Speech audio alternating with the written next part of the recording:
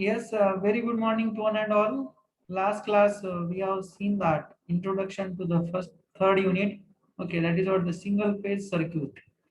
Okay, single phase AC circuit. More is correct. Single phase AC circuit. Okay, into that we have taken the detailed discussion about the syllabus. Okay, what are the sub-unit belongs to this AC circuit and what we have to study from that particular subunit. Okay, so I think in yesterday's class we have started that 3.1 means what subunit first of third unit.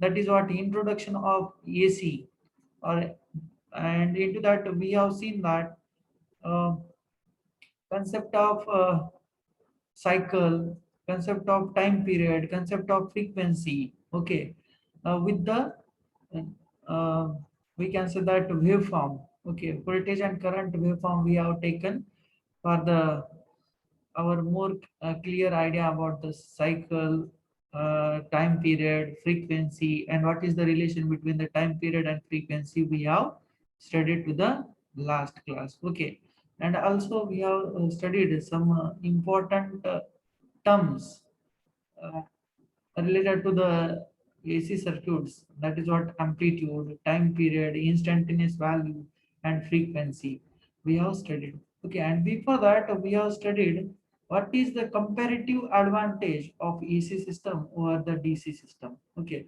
from this advantage of AC system, we have come to know AC system is more practicable than the DC system. Okay. Um, as a point of economy and uh, reliability of the electrical devices, AC system is more preferable than DC system. Okay, actually the AC system is more reliable than DC system, we can call it. Okay, and we have seen that comparatively the advantages of AC system over the DC system. Okay, into that we have seen that AC system, in case of AC system, there is a possibility or we can efficiently step up or step down the voltage level by using the single phase, three phase transformer. Okay, and also we have seen that the costing of AC motors with the DC motors. AC motors are little bit cheaper than DC motors, and also the AC motor construction is robust construction, or we can say that simpler in construction than the DC motors. Okay, and also the switchgear devices, for example, circuit breakers, fuses, MCBs, okay, mini circuit breakers. The construction and costing of AC switchgear devices, for example, switchgears means what? Circuit breakers, fuses, MCB, having their simpler construction and less cost compared to the DC switch gears. Okay, so today we will see that um, generation of AC power or AC current or AC voltage. Okay, which is totally depends upon the magnetic field.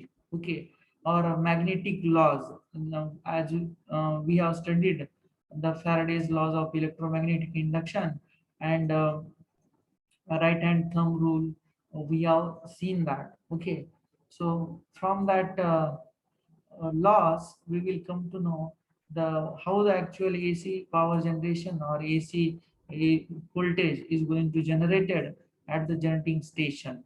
Okay, I hope this much part is clear to all. Means what? Amplitude, instantaneous value, time period, and frequency, and what is the relation between the frequency and time period. I hope it is very much clear to all. Yes, is it clear to all? Yes, yes, is it clear? Yes, sir. So today we will see that generation of sinusoidal AC voltage. Sinusoidal means what? The waveform of this AC quantities, either voltage or current. It is a sine wave. Okay, look at this diagram. It is a sine wave. Okay, as I said in mutual induction, also the AC voltage and AC currents having their waveform similar to that of the sine wave. That's why sinusoidal AC voltage they have mentioned here over your name. Okay. So बघा की आपण actually AC पॉवरचं generation पाहणार आहोत किंवा AC voltage AC करंटचं generation पाहणार आहोत. आता हे एसी पॉवर असा वर्ड मी उच्चारतोय बघा, कारण ऍक्च्युअली व्होल्टेज इंटू करंट म्हणजे इलेक्ट्रिकल पॉवर असते. म्हणजे व्होल्टेज आणि करंटचं जर मल्टिप्लिकेशन केलं येणारी जी काही व्हॅल्यू असेल ती त्याला आम्ही इलेक्ट्रिकल पॉवर असं म्हणतो. मग actually AC power generation AC power generation असं मी तुम्हाला नंबर ऑफ टाइम्स पण तो लक्षात ठेवा तो व्होल्टेज आणि करंटशी रिलेटेड आहे. ठीक आहे. आता इथं बघा ऍक्च्युली आपण म्युच्युअली इंड्युस्ड ईएमएफ ची जी काही कन्सेप्ट पाहिली आहे तीच सेम कन्सेप्ट आपल्याला इथं म्हणजे त्याचा यूज करायचा आहे आणि आपल्याला या जनरेशनची स्टडी करायची किंवा ऍक्च्युली कसं जनरेशन होतं ते आपण इथं पाहणार आहोत बघा. ठीक आहे. आता इलेक्ट्रिकल एनर्जी किंवा इलेक्ट्रिकल व्होल्टेज किंवा इलेक्ट्रिकल पॉवर जे जनरेट करायची असेल तर ती आपल्याला दोन मेथडनं तयार करता येते. म्हणजे एक मेथड आहे की मॅग्नेटिक फील्ड हे कॉन्स्टंट आहे आणि दुसऱ्या केसमध्ये मॅग्नेटिक फील्ड व्हेरिएबल आहे, पण जी काही त्याच्यामधून फिरणारी कॉईल आहे ती स्टेशनरी आहे. आता इथं बघा या केसमध्ये मॅग्नेटिक फील्ड हे कॉन्स्टंट आहे, म्हणजे एन आणि एस पोल हा कॉन्स्टंट मॅग्नेट पोल आहे. ठीक आहे. पण ही जी कॉईल आहे A B C D A ही जी कॉईल आहे ही कंटिन्युअसली कॉईल ही फिरणार आहे या मॅग्नेटिक फील्ड मध्ये. मॅग्नेटिक फील्ड मध्ये ही कंटिन्युअसली कॉईल फिरणार आहे. ठीक आहे. म्हणजे इलेक्ट्रिकल पॉवर जनरेट करण्याच्या दोन मेथड आहेत. एक तर कॉन्स्टंट मॅग्नेटिक फील्ड मध्ये कॉईल फिरवा किंवा किंवा व्हेरिंग मॅग्नेटिक फील्ड मध्ये कॉईल स्टेशनरी ठेवा. ठीक आहे. पण जनरली आपण प्रिफर करतो स्टेशनरी मॅग्नेटिक फील्ड मध्ये कॉईल फिरवतो, आपण कॉईल फिरवतो आणि इलेक्ट्रिकल एनर्जी किंवा इलेक्ट्रिकल व्होल्टेज आपण जनरेट करतो. ठीक आहे. तर ऍक्च्युअली बघा ही इलेक्ट्रिकल एनर्जी जनरेट करण्याच्या भरपूर मेथड आहेत. जसे की आपण सोलार यूज करतो, विंड पॉवर यूज करतो, विंड मिल यूज करतो. ठीक आहे. परत आणखी आपण केमिकल सेल यूज करतो, बरोबर की नाही, ट्राय सेल किंवा लेड अक्युमुलेटर बॅटरी, या बॅटरीचा यूज पण करून आपण इलेक्ट्रिकल पॉवर तयार करतो. पण जनरली सोलारची जी काही पॉवर असेल, परत तुमच्या बॅटरी पासून जी काही इलेक्ट्रिकल एनर्जी मिळेल किंवा इलेक्ट्रिकल व्होल्टेज असेल ते डीसी व्होल्टेज असतं. पण विंड मिल असेल, न्यूक्लिअर पॉवर प्लांट असेल, हायड्रो पॉवर प्लांट असेल, थर्मल पॉवर प्लांट असेल, या पॉवर प्लांट मध्ये ऍक्च्युअली एसी पॉवर ही जनरेट केली जाते. ठीक आहे. आपण ऍडव्हान्टेजेस पाहिले बघा एसी सिस्टमचे with compare to DC system. म्हणजे आपल्याला एसी सिस्टम ही खूप व्यवस्थितरित्या, तुम्हाला जर समजण्यासाठी म्हणायचं असेल तर खूप व्यवस्थितरित्या आपण तिला हँडल करू शकतो किंवा तिचा यूज करू शकतो विथ कम्पेअर टू डीसी. म्हणून आपण काय करतोय, डीसी पॉवर जनरेट करण्यापेक्षा एसी पॉवर जनरेशनला महत्व देतोय किंवा इम्पॉर्टन्स देतोय. म्हणून आपण, तुम्ही पाहिलं असेल, मोठमोठे थर्मल पॉवर प्लांट असतात, न्यूक्लिअर पॉवर प्लांट असतात, विंड मिल असतात मोठमोठ्या, सगळ्यांना आपल्याला माहिती आहे. पुन्हा नंतर हायड्रो पॉवर प्लांट असतो. हायड्रो पॉवर प्लांट म्हणजे जलविद्युत केंद्र वगैरे असं आपण म्हणतो, बरोबर की नाही. तर मग आपण या पॉवर प्लांट मध्ये नेमकं करतो काय. ठीक आहे. तिथे एक जनरेटर असतं. ठीक आहे. जनरेटर असतं म्हणजे काय, तुम्ही पाहिलं असेल तुमच्या सपोज तुम्ही बँकेमध्ये गेला असेल तर तिथं लाईट गेली तर त्याच्या शेजारी एक असं जनरेटर असतं, ते असं खूप मोठा आवाज येतो आणि तिथून आपल्याला पॉवर सप्लाय कंटिन्यू होतो, म्हणजे तेच जनरेटर असतं. पण पॉवर प्लांट मध्ये खूप मोठ्या साईजचं जनरेटर असतं. ठीक आहे. पण सेम त्याच टाईपचं जनरेटर पॉवर प्लांट मध्ये पण असतं. मग ते ऍक्च्युअली जनरेटर मध्ये काय असतं बघा, जनरेटर मध्ये एक स्टेटर असतो आणि एक रोटर असतो. स्टेटर आणि रोटर म्हणजे काय, तर या एक रोटर हा रोटेटिंग पार्ट असतो जनरेटरचा आणि स्टेटर हा स्टेशनरी पार्ट असतो. म्हणजे असं सर्क्युलर एक सिलेंडर असतं आणि त्याच्यामध्ये स्टेशनरी पार्ट वरती पण एक वाइंडिंग गुंडाळलेली असते आणि फिरणाऱ्या पार्टवरती पण वाइंडिंग गुंडाळलेली असते. मग जी फिरणाऱ्या पार्टवरची जी काही वाइंडिंग आहे ती ही आपली इथं एबीसीडी ही वाइंडिंग आहे. ठीक आहे, एबीसीडी नावाची ही वाइंडिंग आहे आणि तिचा एक सिंपल टर्न आहे, म्हणजे फक्त एकच टर्न आहे इथं. ठीक आहे, मग मी तुम्हाला सांगत होतो की जो रोटेटिंग पार्ट आहे, रोटर आहे, तर त्याला फिरवायचं कसं. आता तुम्ही मग असं म्हणाल की सर तुम्ही सांगितलं की मॅग्नेटिक फील्ड कॉन्स्टंट ठेवायचं आणि कॉईल फिरवायची, पण ती कॉईल तुम्ही सर काही हाताने फिरवणार आहात का? नाही, तर मी ती हाताने फिरवणार नाहीये ती कॉईल. तर मी काय करत असतो, मेकॅनिकल एनर्जीचा वापर करून, मेकॅनिकल शाफ्टचा वापर करून ही माझी सिंगल टर्न कॉईल जी आहे एबीसीडी, तिला मी काय करतो, फिरवत असतो. कशाचा यूज करून? मग पवन चक्कीचा यूज करून आपण त्याला फिरवायचं, नाहीतर मग स्टीम टर्बाईन. स्टीम टर्बाईन म्हणजे काय असतो? पाण्याची वाफ केली जाते आणि ती पाण्याची वाफ त्या टर्बाईन वरती आदळवली जाते, हिट केली जाते, म्हणजे त्याच्यावरती आफ्टर त्याला काय म्हणतात मराठीमध्ये बघा, कोलिजन होतं स्टीम मध्ये आणि त्या टर्बाईनच्या ब्लेड मध्ये. मग ते टर्बाईन काय होतं, फिरतं. मग ते टर्बाईनचा शाफ्ट हा आपल्या या जनरेटरच्या रोटरला कपल केलेला असतो किंवा त्या दोघांचं एकमेकांना बांधलेले असतात ते शाफ्ट. मग ज्यावेळेस टर्बाईन फिरेल त्यावेळेस आपल्या जनरेटरचा रोटर पण फिरेल. मग रोटर फिरला की आपली ही कॉईल फिरायला लागते, तिला आपण एबीसीडी असं म्हणणार आहोत. ठीक आहे, मग तुम्हाला समजलं असेल की इलेक्ट्रिकल पॉवर ही जनरली एसी फॉर्मच्याच माध्यमातून आपण जनरेट करतो इन लार्ज स्केल. म्हणजे मोठ्या प्रमाणात जर आपल्याला इलेक्ट्रिकल व्होल्टेज किंवा इलेक्ट्रिकल पॉवर जनरेट करायची असेल तर ती आपण या माध्यमातून बनवतो. पण डीसी पॉवर जर बनवायची असेल तर आपल्याला सिंपल सोलार सेल यूज करतो आपण, किंवा छोटा बॅटरी यूज करतो. बॅटरी म्हणजे सेल यूज करतो, आपल्याला माहिती ना, ड्राय सेल, एव्हरीडेचा सेल असेल किंवा बीपीएलचा सेल असेल, सगळ्यांना माहिती आहे ना सेल. ठीक आहे, त्याला आपण ड्राय सेल म्हणतो. आणि तुम्ही जुन्या काळामध्ये तुमच्याकडे जर लाईट साठी आपण बॅटरी वापरायचो, शेतकऱ्यांना सगळ्यांना माहिती आहे, शेतकऱ्यांच्या मुलांना, की त्यांचे वडील पाणी द्यायला जाताना बॅटरी घेऊन जायचे, तर त्याच्यामध्ये जुन्या काळामध्ये लेड ऍसिडची बॅटरी यायची. तुम्ही केमिस्ट्रीमध्ये पाहिलं असेल बघा, इलेक्ट्रोकेमिस्ट्रीमध्ये dry cell, lead accumulator battery, fuel cell, ह्या जे सगळे जे काही जनरेशनच्या मेथड आहेत तिथं आपण डीसी पॉवर तयार करतो. पण एसी पॉवर तयार करण्यासाठी आपल्याला एकतर विंड मिल घ्यावं लागेल, नाहीतर थर्मल पॉवर स्टेशनचा यूज करावा लागेल, नाहीतर न्यूक्लिअर पॉवर प्लांट, नाहीतर हायड्रो पॉवर प्लांटचा यूज करून आपल्याला एसी पॉवर जनरेट करता येईल किंवा एसी व्होल्टेज जनरेट करता येतं. तर मला सांगण्याचा मेन इथं उद्देश हे आहे की आपण ही कॉईल या स्टेशनरी मॅग्नेटिक फील्ड मध्ये फिरवणार आहेत. तर त्या फिरवण्यासाठी त्या कॉईलला आपल्याला काहीतरी मेकॅनिकल एनर्जी लागते.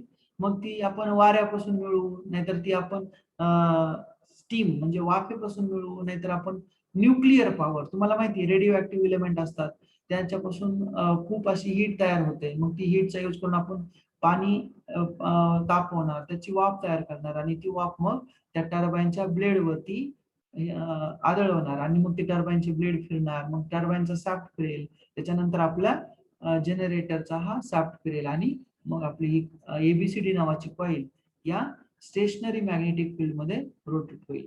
आता तुम्ही म्हणाल सर हे जे मॅग्नेट आहेत मग हे काही नॅचरल मॅग्नेट असतात का?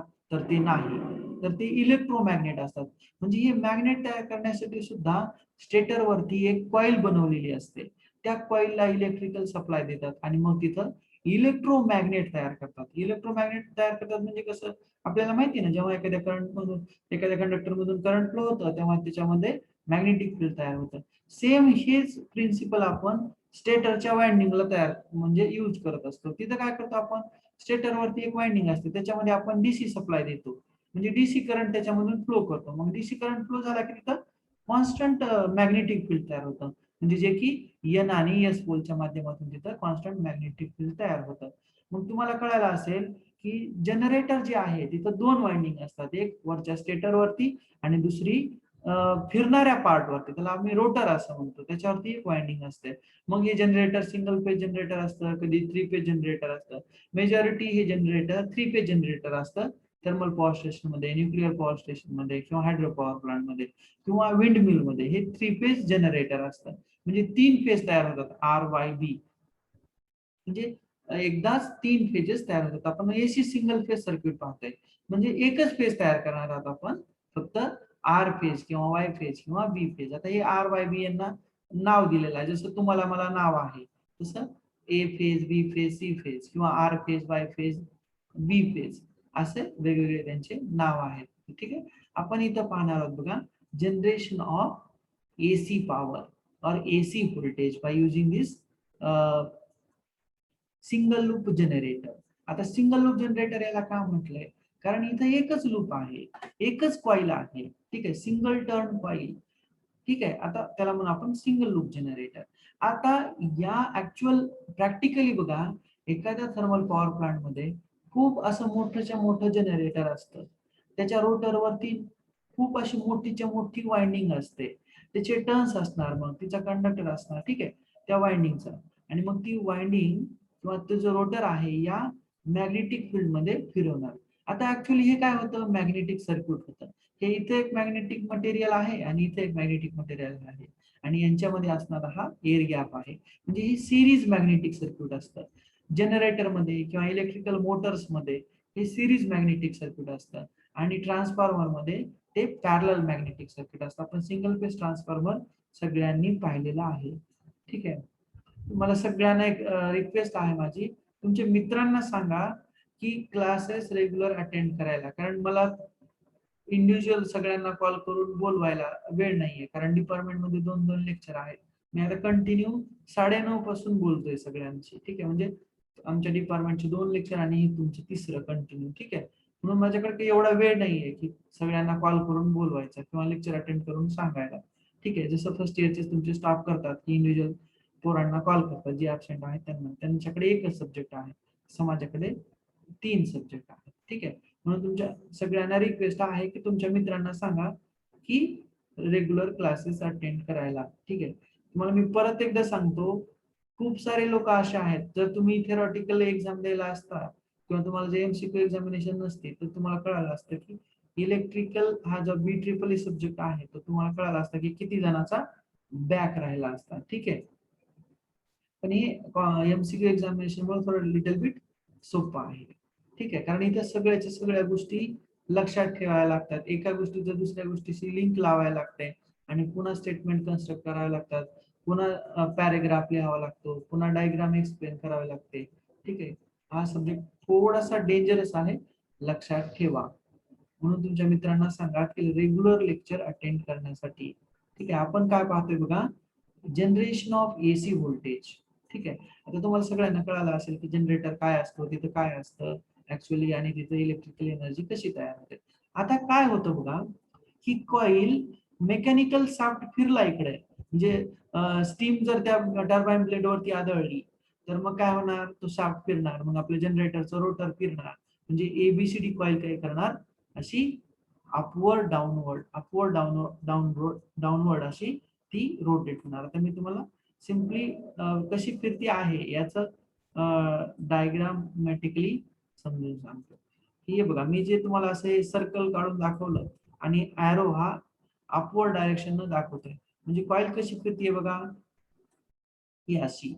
ठीक आहे, आता इथे 3D मध्ये तुम्हाला दाखवता येणार नाही मला, तर ही 3D मध्ये कॉईल ही अशी मुवमेंट करणार, म्हणजे अपवर्ड डाऊनवर्ड. ठीक आहे, अपवर्ड डाऊनवर्ड अशी मुवमेंट करणार.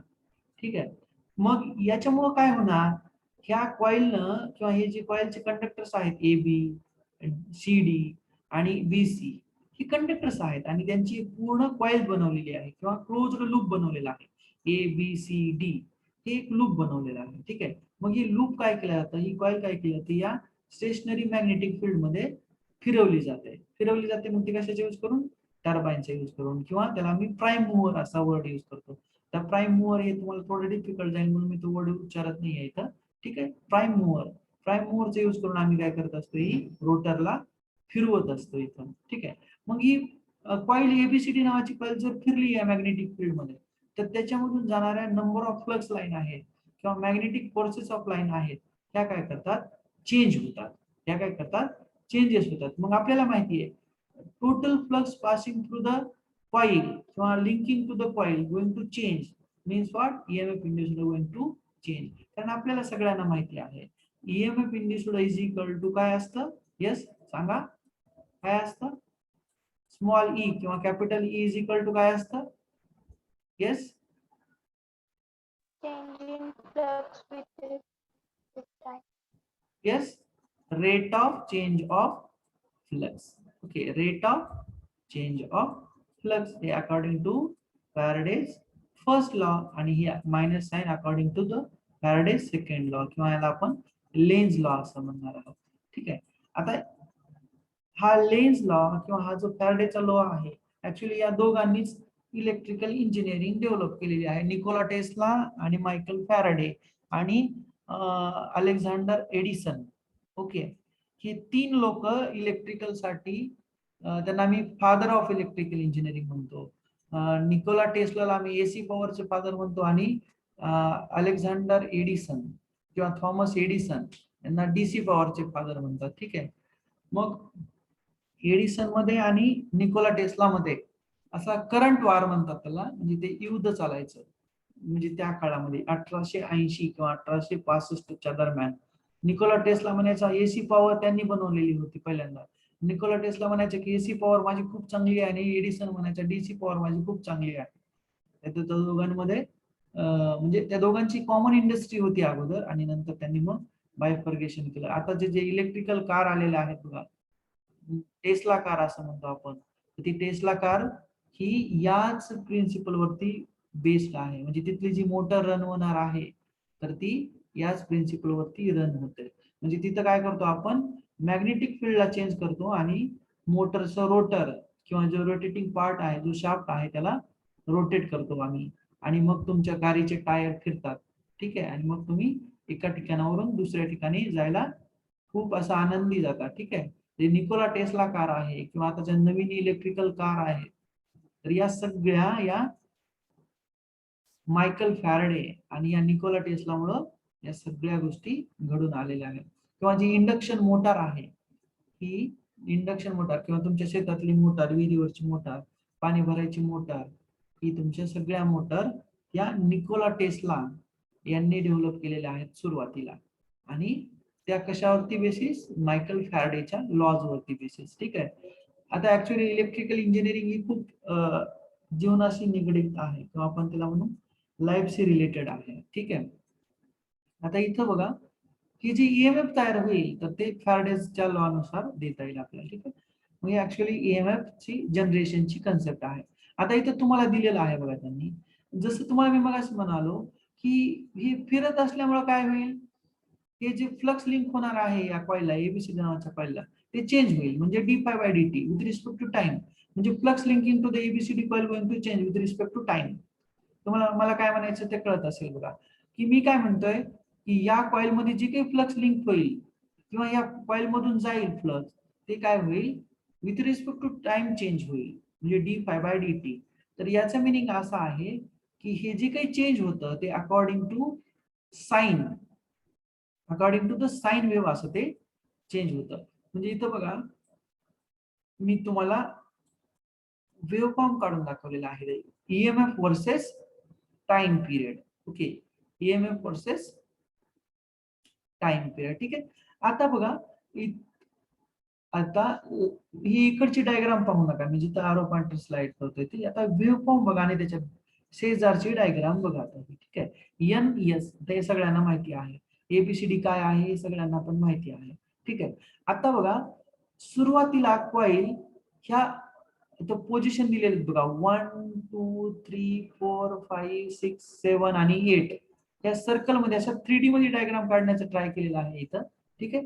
अशी सर्क्युलर फिरणार आहे कॉइल आपली. ठीक आहे. अशी गोलाकार फिरणार आहे ती आणि मग त्याची पोझिशन दिली आहे 1 2 3 4. म्हणजे कॉइल 1 ला असेल तर त्यावेळेस फ्लक्स किती तयार होईल, कॉइल 2 ला असेल तर फ्लक्स किती तयार होईल, कॉइल 3 ला असेल तर फ्लक्स किती तयार होईल, कॉइल 4 ला असेल तर फ्लक्स किती तयार होईल, 6 ला असेल तर किती, 7 ला असेल तर किती, 8 ला असेल तर किती. आणि मग अशा पद्धतीनं हे सर्कल कम्प्लीट होतं. ठीक आहे.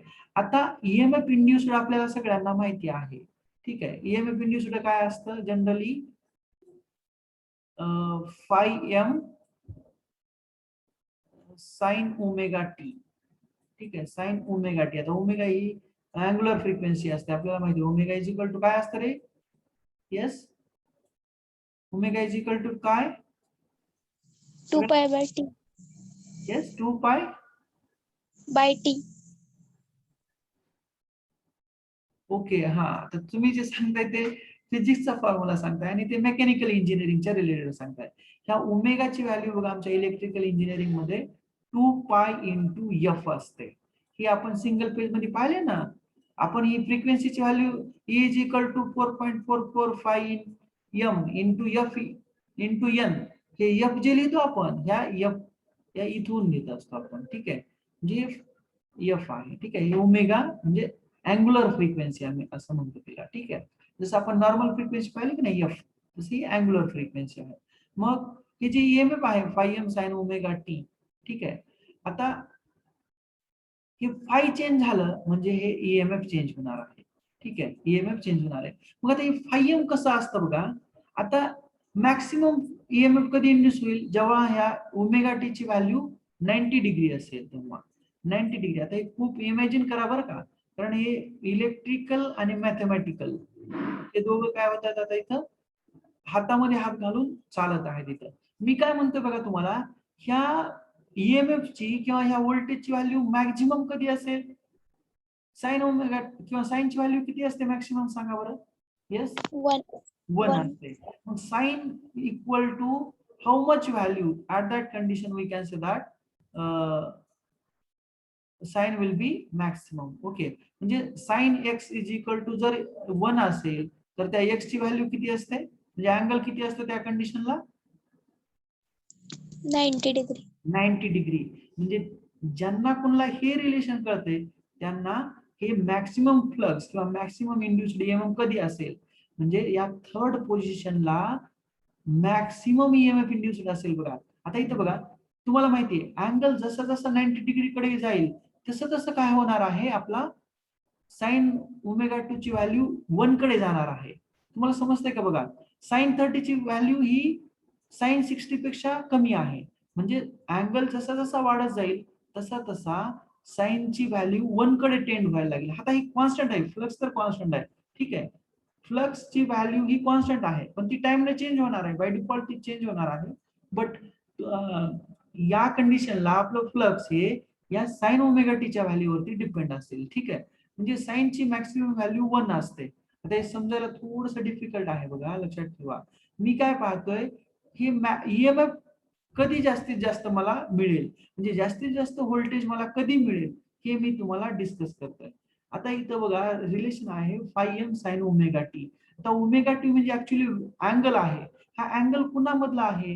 ह्या कॉइलचा प्लेन आणि ह्या मॅग्नेटिक फील्डचा प्लेन. आता इथं बघा ही कॉइल, सपोज हे जे वाय ऍक्सिस आहे त्याला मी म्हणणार आहे कॉइलचा प्लेन आहे. ठीक आहे, कॉइलचा प्लेन आहे आणि हा जो एक्स ऍक्सिस आहे ही डायरेक्शन आहे कुणाची? मॅग्नेटिक फील्डची, एन कडून एस कडे, अशी डायरेक्शन आहे. जेव्हा या कॉइलच्या प्लेन मध्ये आणि मॅग्नेटिक फील्डच्या प्लेन मध्ये 90 डिग्री असं अँगल असेल तेव्हा या कॉइल मधून मॅक्सिमम काय होतील, फ्लक्स लाईन जातील आणि मग त्या कंडिशनला मॅक्सिमम व्होल्टेज तयार होईल. म्हणजे मी काय म्हणतो बघा तुम्हाला की मॅक्सिमम व्होल्टेज मला कधी मिळेल, जेव्हा मॅग्नेटिक फील्ड मधला अँगल आणि कॉइलच्या प्लेन मधला अँगल. आता प्लेन सगळ्यांना कळतो, सगळ्यांनी तुम्ही फिजिक्स शिकलेला आहे किंवा आता तुम्ही ग्राफिक्स पण शिकताय. ग्राफिक्स मध्ये पाहताय ना, तुम्हाला माहिती ना प्लेन काय असतो. ठीक आहे, लाईन काय असते, प्लेन काय असते. ठीक आहे, कॉइलचा प्लेन आणि मॅग्नेटिक फील्डचा जी काही डायरेक्शन आहे यांच्यामध्ये जेव्हा 90 डिग्री अँगल येतो तेव्हा त्या कॉइल मधून जाणारं फ्लक्स हे मॅक्सिमम असतं आणि तेव्हा मॅक्सिमम ईएमएफ तयार होतं किंवा मॅक्सिमम व्होल्टेज तयार होतं. मी कधी म्हणतोय की राईट साइड कधी मॅक्सिमम असेल, जेव्हा साइन ओमेगा टी ची व्हॅल्यू 90 डिग्री असेल तेव्हा, म्हणजे साइनची व्हॅल्यू टोटल 1 असेल, म्हणजे आपल्याला ईएमएफ इज इक्वल टू 5 मिळेल, म्हणजे मॅक्सिमम ईएमएफ आपल्याला मिळेल. म्हणजे हे कधी मिळणार आहे? ऍट साइन 90 डिग्रीला. म्हणजे कॉइल मधला आणि या मॅग्नेटिक फील्ड मधला अँगल ज्यावेळेस 90 डिग्री असेल तेव्हा मला मॅक्सिमम फ्लक्स मिळेल. ठीक आहे, मॅक्सिमम फ्लक्स मिळेल. आणि मॅक्सिमम फ्लक्स ज्यावेळेस मला मिळेल त्यावेळेस मी मॅक्सिमम व्होल्टेज मिळवू शकेल. ठीक आहे, मग इथं तेच दिलेलं आहे बघा. 1, 2, 3, 4 आणि 5 या वेगवेगळ्या कॉइलच्या पोझिशन आहेत. वेगवेगळ्या कॉइलच्या पोझिशन्स आहेत. फर्स्ट पोझिशनला कॉइल कशी आहे बघा, अलॉंग द 1. ओके, मग त्यावेळेस काय होईल, minimum magnetic lines of forces या कॉइल मधून जातील, तेव्हा व्होल्टेज हे मिनिमम असेल, सपोज इतकंच असेल. सेकंड पोझिशनला मॅग्नेटिक फ्लक्स लाईन जे काही पास होणार आहेत आपल्या कॉइल मधून ह्या मॅक्सिमम असतील, म्हणून तेव्हा काय होईल, व्होल्टेज हे या पॉइंट पासून इथपर्यंत असं इन्क्रीज व्हायला लागेल. थर्ड पोझिशनला angle between the magnetic direction, magnetic field direction आणि कॉइल यांच्यामधला अँगल हा 90 डिग्री असेल थर्ड पोझिशनला, आणि त्या कंडिशनला मग हे मॅक्सिमम फ्लक्स असेल आणि मॅक्सिमम ईएमएफ तिथं इंड्यूस होईल. इथं काय हे असेल, मॅक्सिमम मॅग्नेटिक फील्ड असेल किंवा आपण त्याला फायम असं म्हणणार आहोत, आणि तिथं तयार होणारा जे काही ईएमएफ असेल, जे काही व्होल्टेज असेल, तर ते सुद्धा तिथं मॅक्सिमम असेल. आता परत अँगल काय व्हायला लागतो कॉइल मधला आणि मॅग्नेटिक फील्ड मधला, अँगल हा 90 पासून कमी कमी व्हायला लागतो. म्हणजे परत काय व्हायला लागते, या मॅग्नेटिक फ्लक्सची व्हॅल्यू डिक्रीज व्हायला लागते. Number of line passing through the coil decrease व्हायला लागतात, आणि मग परत ईएमएफ ची व्हॅल्यू डिक्रीज व्हायला लागते फ्रॉम 3 to 4. परत सेम अजून कॉइल फिरली, 4 to 5 डायरेक्शनला गेली, पोझिशनला गेली, तर परत पुन्हा आणखी मग angle between plane of coil आणि मॅग्नेटिक फील्ड यांच्यामधला अँगल हा 0 डिग्री होतो. म्हणजे साइन 0 ची व्हॅल्यू किती येते सांगा? येस, 0. साइन 0 ची व्हॅल्यू 0 असते. साइन 0 ची व्हॅल्यू जर 0, तर मग हे टोटल प्रोडक्ट जे आहे तो काय होईल, 0 होईल. म्हणजे ईएमएफ किती होईल, तयार होणारे ईएमएफ किंवा जनरेट होणारे जे ईएमएफ असेल तर ते 0 असेल. म्हणजे या फिफ्थ पोझिशनला अँगल हा 0 डिग्री असतो. कशामधला अँगल, कॉइलचा प्लेन आणि मॅग्नेटिक फील्डची डायरेक्शन यांच्यामधला जो काही अँगल असेल तो 0 डिग्री असेल कुठं, फिफ्थ पोझिशनला. आणि मग तेव्हा साइन 0 म्हणजे 0, म्हणजेच ईएमएफ इक्वल टू 0. म्हणजे या फिफ्थ पोझिशनला इथं येणारा जे काही ईएमएफ, तयार होणारा जे काही ईएमएफ असेल तर ते 0 असेल. परत आपली कॉइल पुन्हा फिरणार आहे, अजून कंटिन्यू कॉइल फिरती आहे. मग कॉइल कुठला जाईल, सिक्स्थ पोझिशनला जाईल. मग कॉइल सिक्स्थ पोझिशनला गेले की तेव्हा परत आणखी अँगलची व्हॅल्यू इन्क्रीज व्हायला लागेल. सपोज 0 पासून अँगलची व्हॅल्यू सपोज 30 डिग्री झाली, झाली असं आपण म्हणू. सपोज सिक्स्थ पोझिशनला अँगलची व्हॅल्यू 30 डिग्री झाली, मग परत साइन 0 ची म्हणजे साइनची व्हॅल्यू वाढायला लागेल, पण ती कशी, अपोजिट डायरेक्शन न वाढायला लागेल. कारण आता कॉइल कशी होतीये, वरून खाली मगाशी इथपर्यंत मुवमेंट केली कॉइलने, कुठपर्यंत आली आहे कॉइल बघा, या फोर्थ पोझिशन पर्यंत आली आहे. म्हणजे फोर्थ पोझिशनला मी रेड करतोय बघा, या पोझिशनला आली. आता कॉइल परत, आता कॉइल कशी फिरतीये, अशी खालून वर जातीये. म्हणजे कॉइल इथं कशी फिरत होती, अशी क्लॉकवाईज, आणि इथं कशी कॉइल फिरते आता, अँटी क्लॉकवाईज. म्हणजे कॉइल कशी फिरते, अँटी क्लॉकवाईज, म्हणजे उलट दिशेनं कॉइल ही फिरती आहे. मग काय होतंय, उलट दिशेनं अँगल हा इन्क्रीज होत जातोय. म्हणजे 30 डिग्री, परत सिक्स पोझिशनला 30 डिग्री आहे असं आपण गृहीत धरू इथं. नेक्स्ट सिक्स पोझिशनला परत 90 डिग्री होतोय. म्हणजे परत एकदा कॉइल काय होतीये, कॉइल मधला अँगल आणि मॅग्नेटिक फील्ड मधला अँगल हा 90 डिग्रीला येतोय. म्हणजे परत आणखी ईएमएफ हे मॅक्सिमम होईल, बट ते अपोजिट डायरेक्शन असेल. अपोजिट डायरेक्शन असेल का, तर साइन ची व्हॅल्यू इथं, साइन अँगल हा मायनस असेल, म्हणून मग साइन मायनस असेल तेव्हा टोटल ईएमएफ ची सुद्धा व्हॅल्यू ही निगेटिव्ह असेल. मग ही निगेटिव्ह पीकला जातो. म्हणजे व्होल्टेज जे आहे त्याला आपण काय म्हणतो असतो, आपण त्या दिवशी पाहिलं ना, पीक व्हॅल्यू, याला निगेटिव्ह पीक मायनस व्हीपी आपण म्हणत होतो, आणि याला प्लस व्हीपी असं म्हणत होतो. याला फेज व्होल्टेज असं म्हणतात, किंवा जनरली आपण याला ई न रिप्रेझेंट करतो, किंवा स्मॉल ई न पण आपण याला कधी कधी रिप्रेझेंट करत असतो. हे पॉझिटिव्ह आणि हे खालच्या डायरेक्शनचं जे आहे हे निगेटिव्ह. म्हणजे व्होल्टेज हे निगेटिव्ह पीकला येईल. परत मग काय होतो, अँगल हा डिक्रीज व्हायला लागतो 90 डिग्री पासून.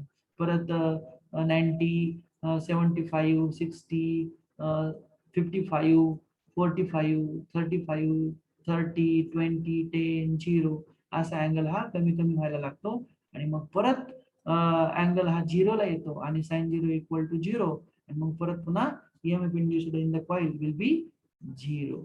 म्हणून 9th पोझिशनला परत 9th आणि ही 1 पोझिशन ही सेम आहे. ठीक आहे, त्याला आपण 0th पोझिशन म्हणू किंवा तिथं अँगल हा 0 डिग्री असतो. मग 0 डिग्री म्हणजे साइन 0 ची व्हॅल्यू 0 असते. मग ईएमएफ इंड्यूस्ड इक्वल टू 0 असेल. हे असतं ऍक्च्युअली हे मॅथमॅटिक्स आहे जनरेशन ऑफ एसी व्होल्टेज मध्ये. आता तुम्हाला कळायला असेल की सायनोसॉइडल वेव्ह काय येते किंवा ही वेव्हफॉर्म असं एसी व्होल्टेजचा वेव्हफॉर्म काय येतो. आता डीसी व्होल्टेजचा वेव्हफॉर्म हा डायरेक्टली स्ट्रेट लाईन असतो बघा. वेव्हफॉर्म कसा असतो, स्ट्रेट लाईन असते डीसी सप्लायचा. ठीक आहे, डीसी सप्लाय हा स्ट्रेट असतो आणि एसी सप्लाय हा असा सायनोसॉइडल असतो. त्याच्या मागचं हे रिझन आहे. आता तुम्हाला हे समजण्यासाठी इलेक्ट्रिकल इंजिनिअरिंगच्या सेकंड इयरला यावं लागेल. तिथं तुम्हाला इलेक्ट्रिकल मशीन 1 हा सब्जेक्ट आहे आणि त्या मशीन 1 सब्जेक्ट मध्ये डीसी मोटार आणि डीसी जनरेटर आणि सेकंड इयरला दुसरा सब्जेक्ट आहे इलेक्ट्रिकल मशीन 2. त्याच्यामध्ये तुम्हाला आपण काय म्हणू, इंडक्शन मोटार आणि इंडक्शन जनरेटर किंवा टर्बो जनरेटर किंवा त्याला अल्टरनेटर असं म्हणतो आम्ही, ते तुम्हाला शिकायला मिळेल. जनरली अल्टरनेटर किंवा टर्बो जनरेटर हे कुठं असतात, जनरेटिंग स्टेशन्स मध्ये असतात. थर्मल पॉवर प्लांट मध्ये, पुन्हा न्यूक्लिअर पॉवर प्लांट मध्ये, हायड्रो पॉवर प्लांट मध्ये, विंड मिल मध्ये हे टर्बो जनरेटर्स असतात. मग ते इंडक्शन जनरेटर असतील किंवा सिंक्रोनस जनरेटर असतील. आता इंडक्शन जनरेटर आणि सिंक्रोनस जनरेटर म्हणजे काय, त्यांच्यामध्ये काय डिफरन्स असतो, या सगळ्या गोष्टी तुम्हाला इलेक्ट्रिकल इंजिनिअरिंगला आल्यानंतर कळतात.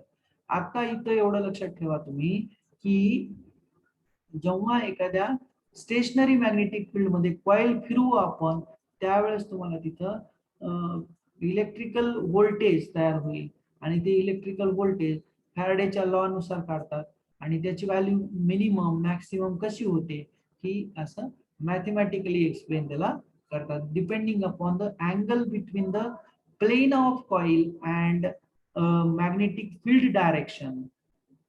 ठीक आहे, याच्यावरती ईएमएफ इंड्यूस्डची डायरेक्शन व्हॅल्यू डिपेंड असेल. ठीक आहे, EM is equal to or EMF induced in the coil of the generator is equal to BIL sin theta. आता हा एक फॉर्म्युला आहे, तर तुम्हाला BIL sin theta मी हा का सांगितला नाही. E इज इक्वल टू याची व्हॅल्यू असते बघा, ऍक्च्युअली इलेक्ट्रिकल इंजिनिअरिंग मध्ये आम्ही यूज करतो याला BIL.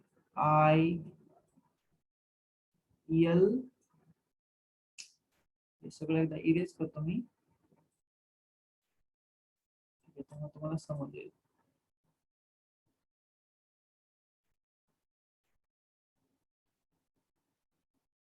ठीक आहे, ऍक्च्युअली इलेक्ट्रिकल इंजिनिअरिंग मध्ये ईएमएफ इक्वेशन ऑफ जनरेटर हे काय असतं, capital E is equal to capital B. ठीक आहे, capital B L I sine theta. ठीक आहे, आता हे फाय नाहीये बरं का, आता मला ते ड्रॉ करता येत नाही ऍक्च्युअली स्लेट नसल्यानं. ठीक आहे, BIL साइन थीटा. आता हे बी म्हणजे काय, परत मॅग्नेटिक फील्ड डेन्सिटी. ठीक आहे, BIL काय आहे इथे, बी इथलं काय आहे, मॅग्नेटिक फील्ड डेन्सिटी. ठीक आहे, मॅग्नेटिक फील्ड डेन्सिटी. आणि एल काय आहे, लेंथ ऑफ कॉइल और लेंथ ऑफ कंडक्टर AB. म्हणजे लेंथ ऑफ कंडक्टर AB जेवढी लांब असेल ती तेवढीच ह्या कॉइलची सुद्धा लेंथ असेल. आणि आय काय आहे, तर या कॉइल मधून जाणारं करंट, या कॉइल मधून जाणारं करंट असेल ते. आणि साइन थीटा काय आहे, हा थीटा म्हणजे अँगल बिटवीन कॉइल प्लेन आणि मॅग्नेटिक फील्ड डायरेक्शन यांच्यामधला तो अँगल असतो. ठीक आहे, म्हणजे थीटाची व्हॅल्यू मी तुम्हाला इथं व्हेरी करून दाखवली पोझिशन वाईज. ठीक आहे, 1 पोझिशनला मिनिमम असेल, सेकंड पोझिशनला थीटाची व्हॅल्यू इन्क्रीज होईल, थर्ड पोझिशनला परत थीटाची व्हॅल्यू 90 डिग्री होईल, परत फोर्थ पोझिशनला थीटाची व्हॅल्यू 90 पेक्षा कमी होईल, परत फिफ्थ पोझिशनला त्याच्यापेक्षा आणखी कमी होईल, सिक्स्थ पोझिशनला आणखी वाढायला लागेल आणि परत ती 7th पोझिशनला आणखी 90 डिग्री होईल, परत 8th पोझिशनला आणखी ती कमी होईल आणि 9th पोझिशनला परत ती 0 होईल, म्हणजे थिटाची व्हॅल्यू. थिटाची व्हॅल्यू चेंज झाली तर मग ईएमएफ इंड्युस्डची व्हॅल्यू सुद्धा चेंज होते, कारण बी, एल आणि आय या सगळ्या गोष्टी कॉन्स्टंट आहेत. मॅग्नेटिक फ्लक्स डेन्सिटी कॉन्स्टंट असते, B is equal to pi upon A. L म्हणजे लेंथ ऑफ कंडक्टर, ती सुद्धा कॉन्स्टंट असेल depending upon the physical dimension of the coil. ठीक आहे, ती सुद्धा कॉन्स्टंट असेल आणि current flow through that conductor ही सुद्धा कॉन्स्टंट असेल. ठीक आहे, फक्त थिटा चेंज होईल. थिटाच्या व्हॅल्यूमुळं पूर्ण राईट हँड साइड चेंज होईल, म्हणजेच ईएमएफ इंड्युस्ड व्हॅल्यू चेंज होईल किंवा एसी व्होल्टेज व्हॅल्यू चेंज होईल. आता तुम्ही म्हणाल सर हे एसी व्होल्टेज कसं काय आलं, मग इथं तुम्ही याला एसी का म्हणून नाव दिलं, तर इथं बघा ही अल्टरनेटिंग क्वांटिटी आहे. एसी क्वांटिटीचं मिनिंग काय आहे, एसी म्हणजे alternating current, AC alternating voltage. ठीक आहे, किंवा सायनोसायडल व्होल्टेज असं आम्ही म्हणतो. त्याला अल्टरनेटिंग असं का म्हटलेलं आहे, कारण हे अँगल वरती डिपेंड आहे. अँगल चेंज झाला की याची व्हॅल्यू चेंज होतीये. ठीक आहे, आणि मग हे एका सेकंदामध्ये इंडियामध्ये ही जी कॉइल आहे, तुम्हाला मी काल म्हणत होते की नाही फ्रिक्वेन्सी कशी तयार होते, तर ही जी कॉइल आहे ही कॉइल एका सेकंदामध्ये या मॅग्नेटिक फील्ड मध्ये 50 वेळा फिरते.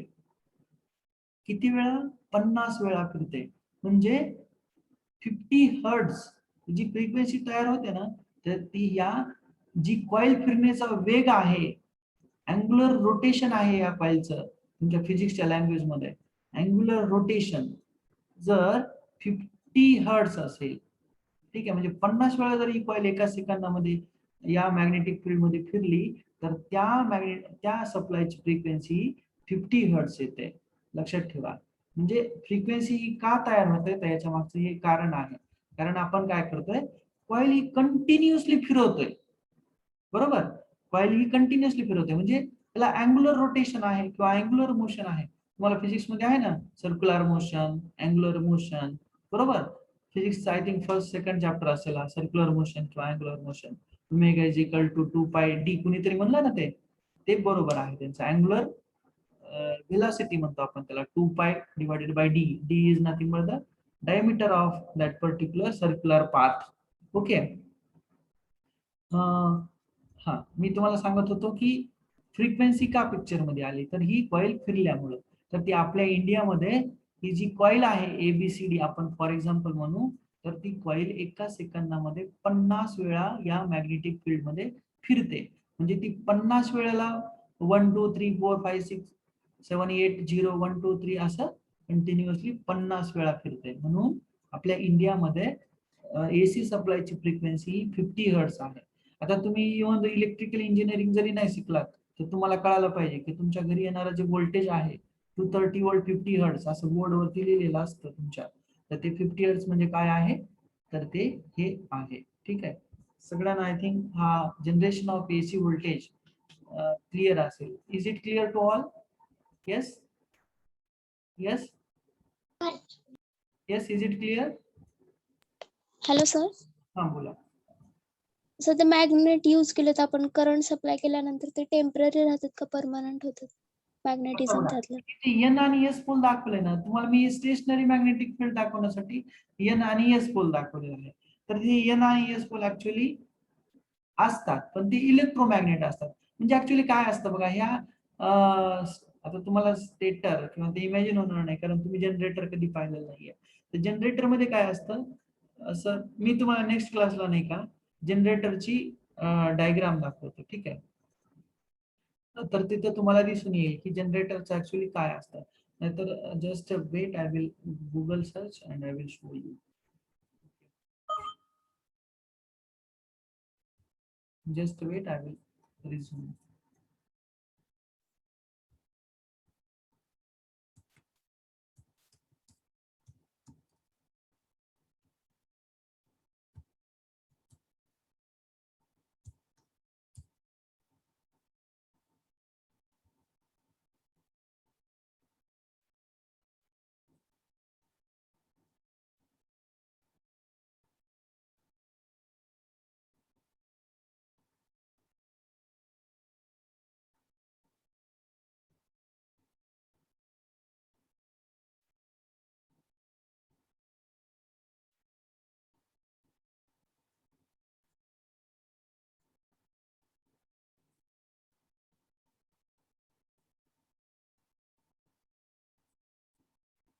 I think now Google screen is now visible to all. Is it visible? Yes. Yes sir. हा आता इथं बघा ही जी डायग्राम दिसते ना तुम्हाला मी झूम आउट करून दाखवलेली आहे बघा. ठीक आहे, जस्ट वेट. लॉग इन विचारतो. आता इथं बघा. ठीक आहे, हा हे व्हिडिओ बघा. Yes.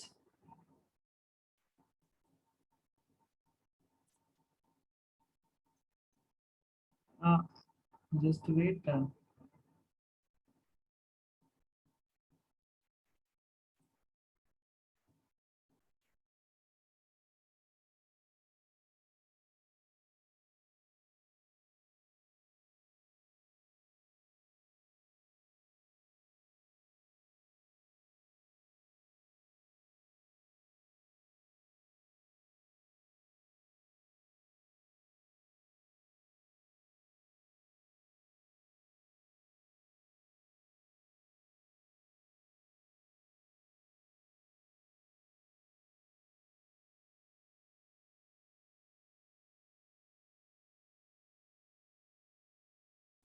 Yes, is it visible to all? Yes. Yes, दिसतंय का तुम्हाला? Yes, sir. Yes sir. Yes, sir. बघा आता ही स्टेटरची कॉईल कशी असते, रोटरची कॉईल काय असते. ठीक आहे, हे बघा ही वरची जी असं तांब्याची तार दिसते ना, तर तिला आम्ही एक्सायटेशन कॉईल म्हणतो, जी की रोटर स्टेटर वरती असते. आणि असं हे ते बघा दिसतंय तुम्हाला, हे जे स्लॉट दिसतायत ना, त्या स्लॉट मध्ये ती ऍक्च्युअली कॉईल असते, ज्याच्यावरती की मॅग्नेटिक फील्ड तयार होणार असतं. ठीक आहे, इलेक्ट्रोमॅग्नेट. तर हे ऍडिओ तुम्हाला काय येत नाही याचा, ते काही आयडिया नाही. तर मी व्हॉल्यूम इन्क्रीज केलं तरी सुद्धा. Yes, have a concentration on this one. Okay.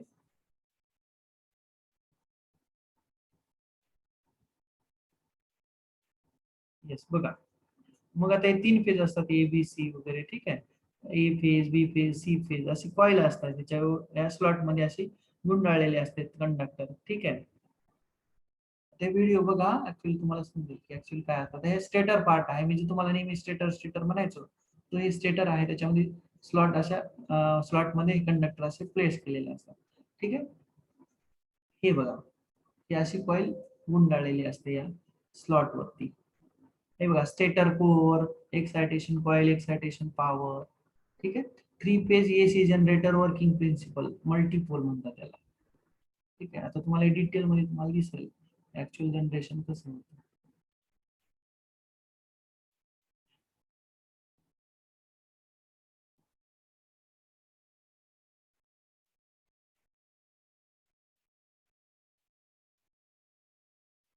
हे बघा हे असं फिरतं. ठीक आहे, आणि फिरल्यामुळं मग ए फेज मध्ये असं करंट तयार होतं, बी फेज मध्ये असं, आणि सी फेज मध्ये असा करंट तयार होतो.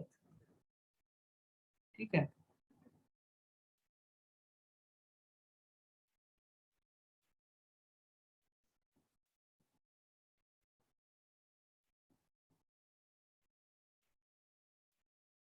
येस समजतंय तुम्हाला?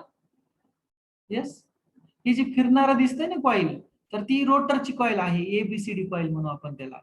आणि हे बघा आता हे ऍक्च्युअल जनरेटर असं असतं, हे सगळ्यांनी पाहिलं असतं जनरेटर.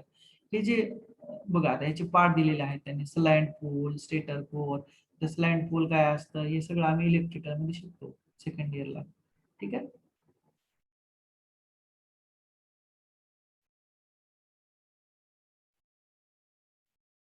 हे बघा ही अशी स्टेटरची वाइंडिंग असते. ही जी म्हणजे तुम्हाला असं दिसतंय ना काय रेडिश कलरचं, तर ती कॉईल आहे. आता ही रोटर आहे, रोटर म्हणजे फिरणारा पार्ट. ठीक आहे, 6 पोल रोटर कोर म्हणतो आम्ही याला, नंबर ऑफ पोल जे आहेत ते. आता त्याच्यामध्ये ही अशी वायर गुंडाळलेली असते, कॉईल गुंडाळलेली असते.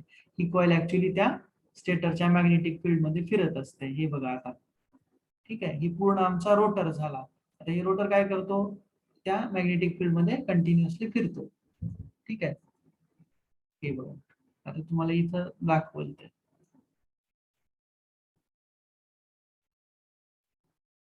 Terminal block. ओके, म्हणजे ऍक्च्युली इलेक्ट्रिकल पॉवर ही इथं गोळा केली जाते. आता इथं नीट काळजीपूर्वक बघा. ठीक आहे, सगळं फिरताना तुम्हाला दिसते actually.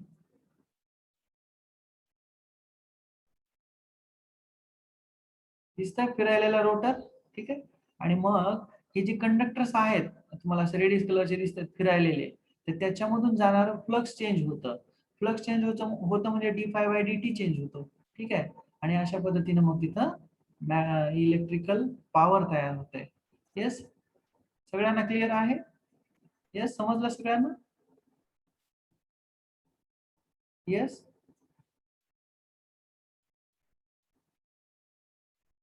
Yes, is it clear to all now? Yes.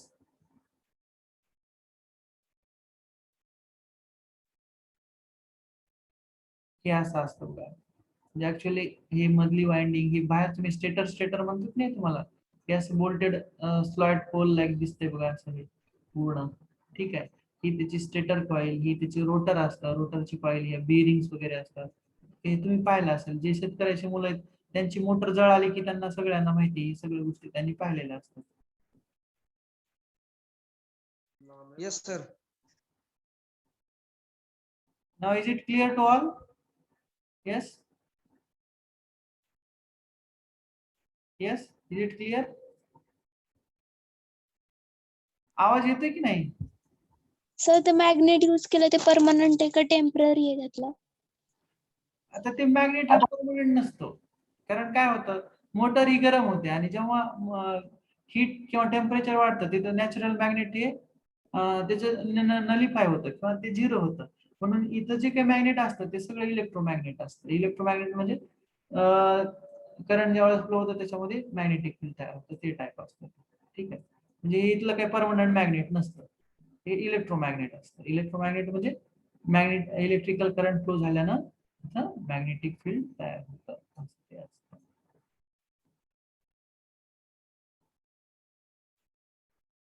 Yes, is it clear now? Yes, बघा आता हे एन आणि एस पोल, आता हे तुम्हाला अॅनिमेटर दाखवलेलं आहे बघा, दिसतंय का या डायग्राम मध्ये? हे बघा, दिसते डायग्राम? अशा पद्धतीने हे जे काय म्हणतात पॅरट कलरचं आहे ना, पोपटी रंगाचं जे छोटे छोटे गोल दिसत आहेत, तर ते ऍक्च्युअली करंट डायरेक्शन आहे. हे बघा इकडे बाहेर येते आणि करंट हे 0 टी आणि हे स्मॉल ई म्हणजे ईएमएफ, हे असं सायनसॉइडल वेव्हफॉर्म आहे. म्हणजे आपण साइन वेव्ह ही इथून सुरू केली होती ऍक्च्युअली. ठीक आहे, इथून आणि इकडे इथपर्यंत कंटिन्यू केली होती. अशा साइन वेव्ह त्या एका सेकंदामध्ये 30 तयार होतात इलेक्ट्रिकल मध्ये आपल्या इंडियामध्ये. ठीक आहे, म्हणून फ्रिक्वेन्सी 50 हर्ट्ज असते. आय थिंक सगळ्यांना हे क्लिअर आहे. Is it clear to all? Yes. Yes, is it clear? अरे हो नाही, काय बोलता येते की नाही? येस, समजलंय सगळ्यांना? येस, समजलंय का?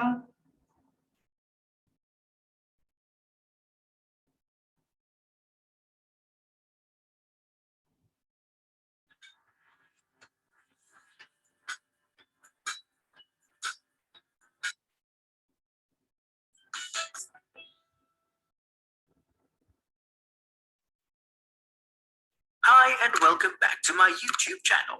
In this video, we will talk about the AC generator. AC generator is an electric machine that converts mechanical energy to electrical energy in the form of an alternating electromotive force or alternating current. AC generator works on the principle of electromagnetic induction. So when we have relative motion between a coil and a magnetic field, an electric current or electromotive force is induced in the coil. Let's look at the basic components of AC generator. Armature is part of an AC generator which carries a current and consists of many coils of wire. Armature converts electrical power to mechanical power in the form of torque and transfers it via the shaft. Shaft is movement part and it's connected to armature. Field magnet consists of two poles, north and south pole. Field magnets are concave and cylindrical shape and therefore produce radial magnetic field.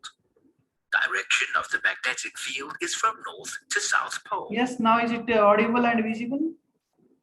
Slip rings S1 Yes. and S2 are connected to the Yes. armature and rotate together with it. The slip ring consists of a circular conducting material that is connected to the armature rotor windings. Slip rings are used to bridge, ते transfer, खूप detail and मध्ये carry explain करतं बघा. Sleep rings वगैरे ह्या तुम्हाला काही important नाहीये. ठीक आहे, कारण the हे power to and from the rotor is from north to south pole. Undergo half rotation in clockwise direction, part of armature AB goes down हे while बघा part असं CD magnetic goes lines up. Of फ्लक्सच्या lines flow According to होतात. Fleming's right-hand Okay. rule, the thumb indicates the direction of movement of the armature part CD. It is in fact direction of the force, which is upwards. First finger points direction of magnetic field from north to south pole, and Yes. second finger shows direction of it. He is explaining now Fleming's right hand rule. Okay, current, force, direction he is going to show over here. Okay, look at this one. Induced current. In our case, current will flow in direction DCPA of armature and from brush B1 हे to बघा brush खाली गॅलोनोमीटर B2 आहे through किंवा voltmeter galvanometer. आहे ते कसं change If होताना we दिसतंय take तुम्हाला another बघा. half rotation, part of armature AB moves up while part CD moves down. Again, according to Fleming's right-hand rule, the thumb indicates the direction of movement of the armature part CD.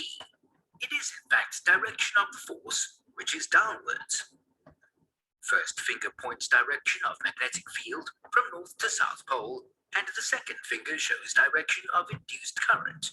In our case, current will flow in direction ABCD of armature and for the first quarter rotation from आता T इथं बघा. equals 0 seconds to T over 4 seconds. T/4 second waveform बघा आणि ती diagram तिकडे कशी दिसते बघा coil. In this period, induced EMF increases from 0 to maximum value. आपण फर्स्ट लेक्चर मध्ये पाहिलं होतं बघा T over 4 T/4. seconds, armature is in horizontal position in relation to the magnetic field. In T over 4 seconds, rate of change of magnetic flux momentarily gain maximum value.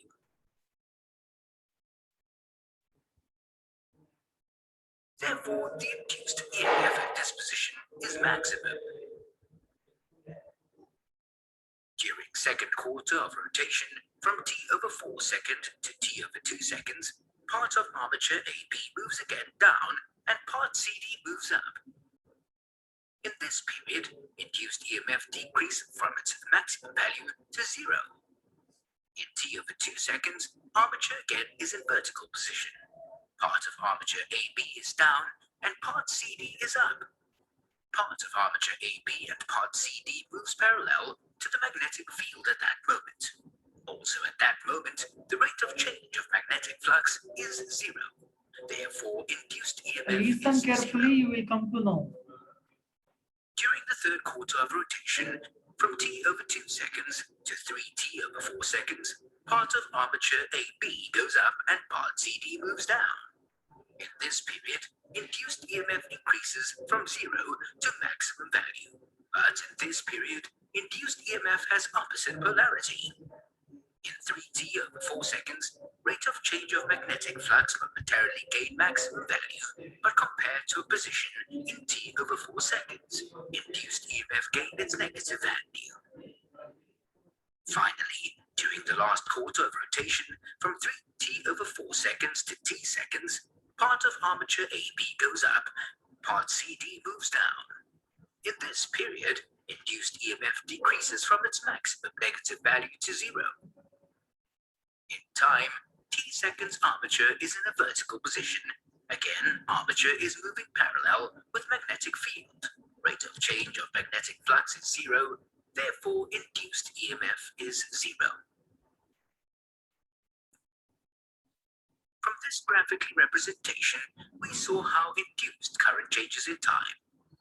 As you probably already know, the term AC, or alternating current, generally refers to a time-varying waveform or sinusoid, and we saw that sinusoid in this graphical representation.